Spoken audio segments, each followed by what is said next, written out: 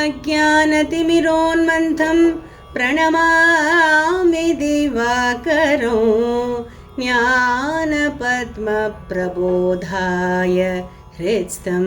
यादवकुञ्जरम् यादवं वसुदेवसूनुमजादिदेवसमर्चितं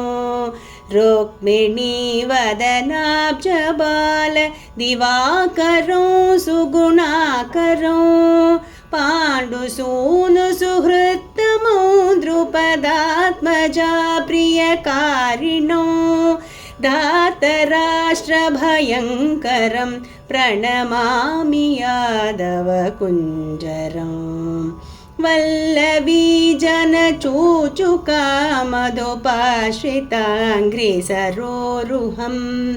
मन्दहासमुखाब्जलग्न सुवंशनाळविभूषितं भोग्नकन्धरमुन्नतभ्रुवमायतोरुकटाक्षकं कुञ्चितैकपदाम्बुजं प्रणमामि यादवकुञ्जरं लीलया बकधेनुकादिनिशाचरा सुविनाशनं भीमकाळीयमर्दनो निजभक्तकोटिजनाश्रयो मत्तकं सविशालवत्सविभेदनोचितमुष्टिकं दुष्टनिग्रहमीश्वरं प्रणमामि यादवकुञ्जरम् खाण्डवाक्य वनेर्जुनेन कृशानुतृप्तिविधायकं भक्तपालन तत्परं धृतिशाली पार्थ कृतस्तुतिं दोष्टबाणभुजा भुजङ्गविकर्तने सुविशारदौ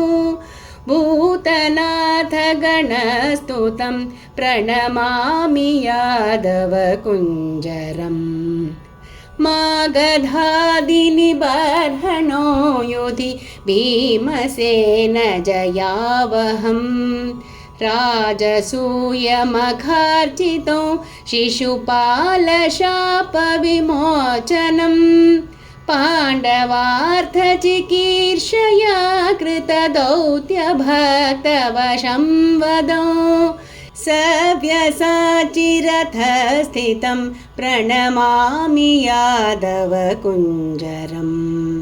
तप्तकाञ्चनकुण्डलाञ्चितपुण्डरीकनिभेक्षणं वक्रकेशसुशोभितो शशिपूर्णमण्डलसुन्दरं मञ्जुषिञ्जितनूपुरागदहारकङ्कणराजितम् इन्दुवंशविवर्धनं प्रणमामि यादवकुञ्जरम् भक्तवर्यकुचेलनिर्धनतापहं मधुरापतिं देवकी वसुदेवनन्दनमीश्वरं जगतां पतिं चारुहाससरोजनेत्रशशाङ्कतुल्यशुभाननं नीलमेघसमप्रभं प्रणमामि यादवकुञ्जरम्